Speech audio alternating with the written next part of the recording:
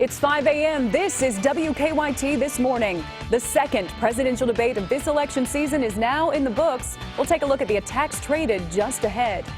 Plus, Hurricane Matthew has moved away from the U.S., leaving behind deadly devastation. Now the cleanup process begins for some of the hardest hit areas. And 140 miles of swimming, biking, and running. That's what some Iron men and women went through in Louisville. That story, plus your Kentucky forecast, all coming up on WKYT This Morning.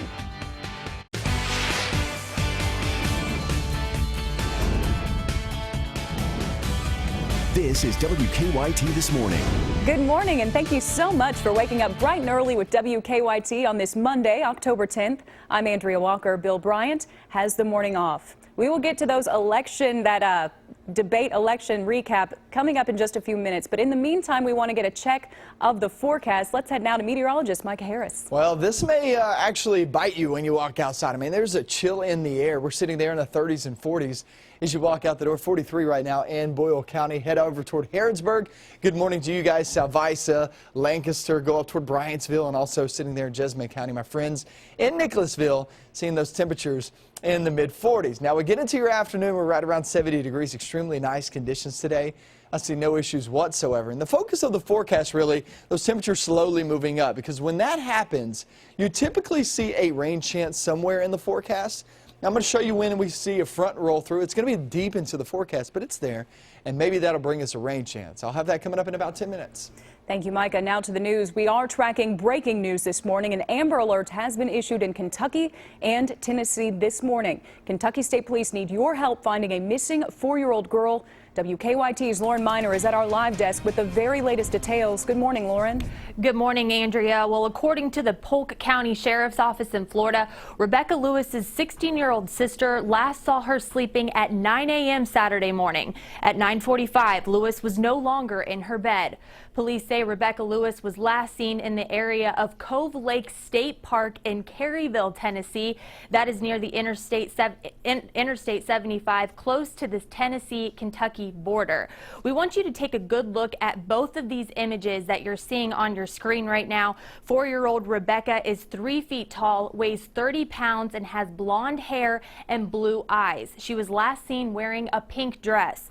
Rebecca is believed to be with the man pictured, 31-year-old West Hoggs. He's 5'8" and weighs about 220 pounds. Police say he was last seen wearing blue jeans and a light-colored T-shirt. He also has an L-shaped scar on the left side of his head and tattoos of a blue cross and a Chinese symbol. Police believe the two are in a 2012 silver Nissan Versa with the Alabama license plate number 4JL26.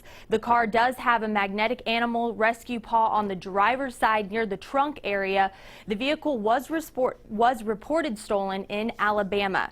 Now, if you have any information on the whereabouts of Rebecca Lewis, you can call Kentucky State Police at the number you see there on your screen, 502-272-2221. Reporting at the live desk, Lauren Miner, WKYT. Lauren, thank you very much. Making national headlines this morning, the second presidential debate of the season is now in the books. Hillary Clinton and Donald Trump were quick to trade blows in a contentious second presidential debate. Reed Binion recaps the latest.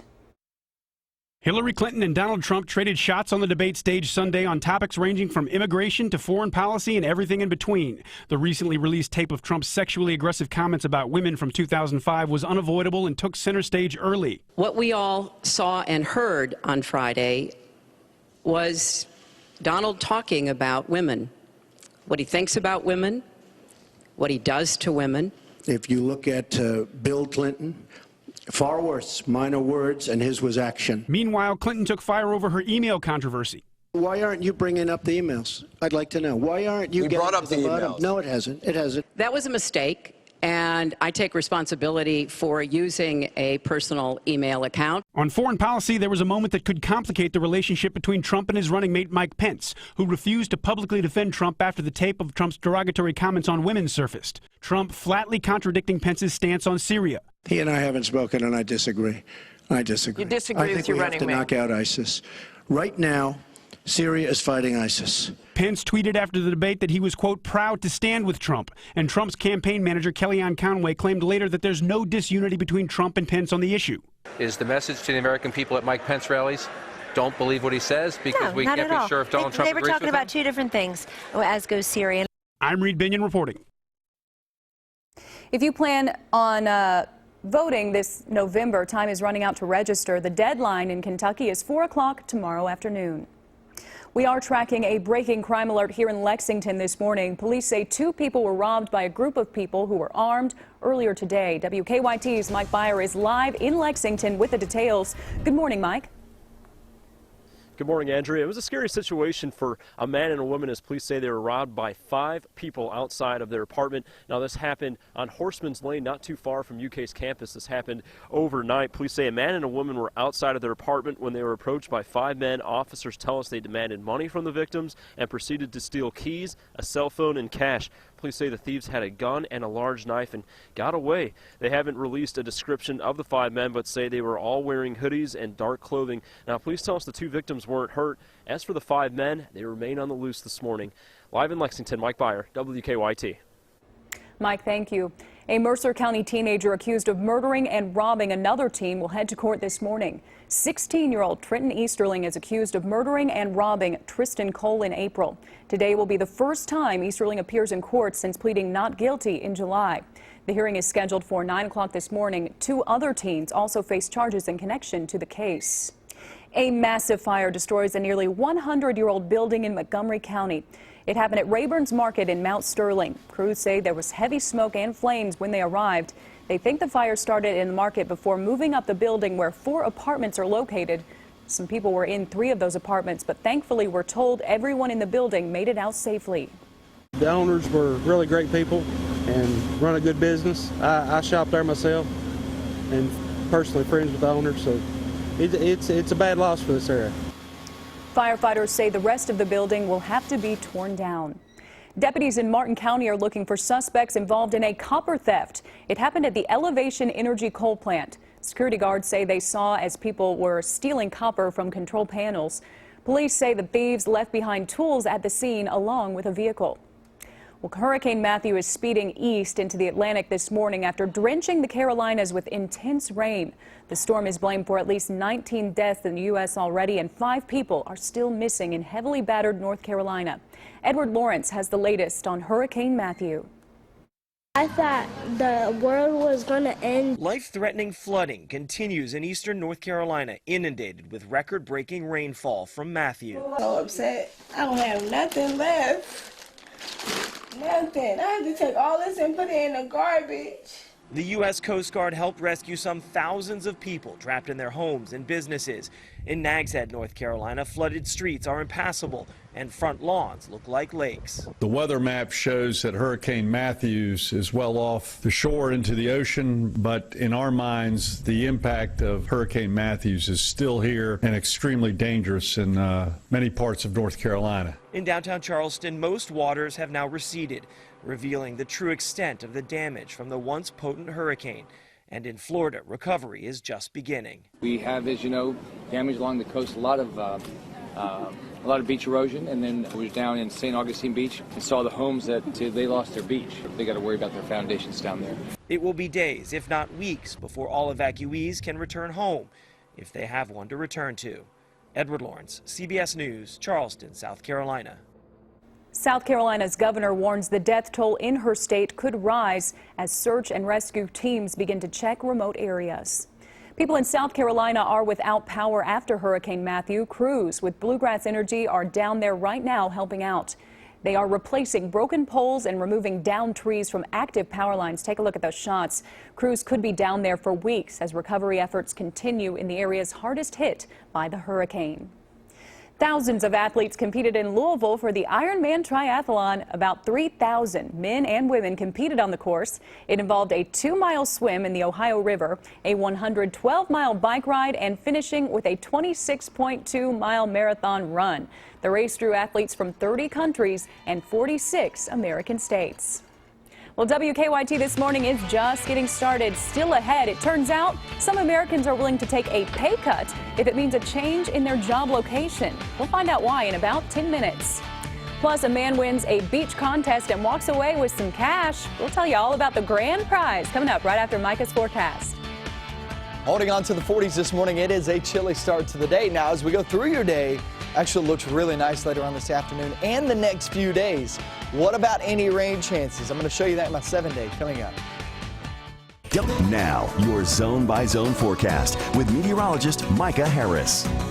It's one of those morning starts. You may need a sweater or a light coat before you take off early this morning. I'll tell you this, by the afternoon, you get rid of it. Roughly 70 degrees later on today. Looking pretty good across the region. I'm not seeing many issues whatsoever. We're at 47 now in Lexington, 43 in London. London, your dew point is right around 39 degrees, meaning that you are able to drop that temperature to 39 when it's all said and done. Able. Not likely, but able. We'll see if that happens. But there are some spots right there around 38, 39 degrees early this morning, especially in those valley areas. That morning chill alert, heads up, that sweater or light coat will be needed. And that's now through sunrise. Once we get to sunrise and move beyond, then you're talking about temperatures rising very rapidly. By noontime, we'll actually be right there in the mid-60s. So it's going to rise fast, but remember, it doesn't rise that much. We're talking 70 degrees later on this afternoon. So there is a chill in the air this morning. It's not going to be all that bad later on today, getting the kids out. I know some of us are going to be on fall break, so if you're trying to think of what to do with the kids, outside would be perfect. Just let them go outside and play all day long. 8 p.m., I don't see any issues heading out to eat later on this evening. 3-day forecast tracker. Let's talk about it because there will be some changes in the forecast. Tuesday and Wednesday, not so much. Temperatures will rise slowly. We'll be roughly the mid-70s as we approach midweek. And then we get off towards your Thursday, and finally a much-needed cold front is coming on through. And you're saying, well, why do we need cold air? Well, it's not so much about the air. It's about the rain chances. A lot of us do need the rain. Crops, yards, I mean, whatever it may be, some of us do need that rain. And we'll get at least the chance of it on Thursday. But remember, that's relatively small as well. Let's talk about your 7-day forecast and break it down for you next 3 days. About those temperatures rising each day will pretty much look the same. Off towards your Thursday and Friday, there will be a chance of rain, but obviously it's relatively small as we're sitting at 30% for both of those days. That means Friday night football, there is a possibility of having a chance, but I don't see heavy downpours out of this. So don't expect a lot of rain out of this, but expect at least that chance as we travel toward late into the work week. Off towards your weekend, no real issues whatsoever as we're sitting there back in the 70s. So this is all in all a good forecast. And I know a lot of us are really wanting that rain. I personally do, but you're just not going to get a lot of it. Right. Friday. It's unfortunate. But on the bright side, that's good Keeneland weather right there. Very good. You're exactly right. Another nice 3 days of Keeneland. Looks pretty good. Thank you, Micah. A huge crowd of people gathered at the beach in Santa Monica, but instead of catching rays, they were digging up some cash. The hidden cash craze is back. An app gave clues that $1,000 was buried somewhere at the beach. After digging for just a short time, Mike Kaplan, he found it. The money came with a note that said, "Soon you'll feel like Alice tumbling down a rabbit hole." Still, finding $1,000, not so bad. The time now is 5:15 on your Monday. Thanks for starting your day with us here on WKYT. When we come back, we'll take a look at your money. Why some Americans are willing to take a pay cut and how much is a letter worth. I'm Karina Mitchell with those stories coming up in your CBS Money Watch report. Kentucky mornings start here. You're watching WKYT This Morning. Coming up on 5:20 on your Monday. Thanks for starting your day the Kentucky way with WKYT. In the news, Americans are willing to work for less money if it means they get to work from home. And a letter that survived the Titanic goes on auction this month. Karina Mitchell has the latest on your money. Investors will wait to see if Wall Street can rally after closing lower Friday. The Dow fell 28 points while the Nasdaq dropped 14. United Technologies will cut its pension liabilities by more than $1.7 billion this year. The maker of Otis Elevator says it will offer lump sum payments to about 10,000 retirees and will transfer management of another 36,000 of its retirees' pension plans to Prudential Insurance to reduce costs. And some Americans are willing to take up to a 21% pay cut to work from home. That's according to researchers from Harvard and Princeton who surveyed people currently employed or in the job market. The poll also finds only 9% of U.S. workers say they currently have the option to do so. And a letter from the highest-ranking crew member to survive the sinking of the Titanic is going up for auction this month in the UK. Estimates for the poignant letter written to a friend of the ship's assistant surgeon range from $12,000 to almost $19,000. And that's your Money Watch. For more, log on to cbsmoneywatch.com. In New York, I'm Karina Mitchell. Samsung's Galaxy Note 7 nightmare keeps getting worse. Samsung Electronics has temporarily suspended its production. Plus, AT&T and T-Mobile said they would stop offering replacements for the phone. This all comes after reports of the phones catching on fire. Samsung officially recalled the phones last month, blaming faulty batteries. Replacements were supposed to solve the problem, but customers have been reporting the same dangerous problems. It's now 5:21, excuse me, on your Monday, and there's still a lot more to come this morning. Sports is on the way next. The UK basketball team practiced in front of a nationally televised audience on Sunday, and we will give you a first-hand look at the new video board hanging in Rupp Arena. That's next in sports. Pretty good look across the region as we're sitting outside there in the 40s for most part. Can't rule out a couple of 30s. Some of these valley areas, so watch out for that. Live Sky Camera. I'm meteorologist Micah Harris, getting you updated. And Sky Cam looks pretty good across 75, and that was Winchester Road as we're overlooking downtown. 74 or 47 degrees, that is, here in Lexington as you walk out the door. Maybe a light sweater may be needed as you step outside. We're heading over toward Boyle County, Perryville, Junction City, and Danville. Not seeing any issues. Go off toward Crab Orchard, work your way down in toward Waynesburg, and then head south and across 27 into Pulaski County. We're 43 degrees off toward the east, southeast. Breathitt, Perry County looks good. It's chilly at sunrise. It's guaranteed by the afternoon, roughly 70 degrees. Let's check out sports, see what's going on.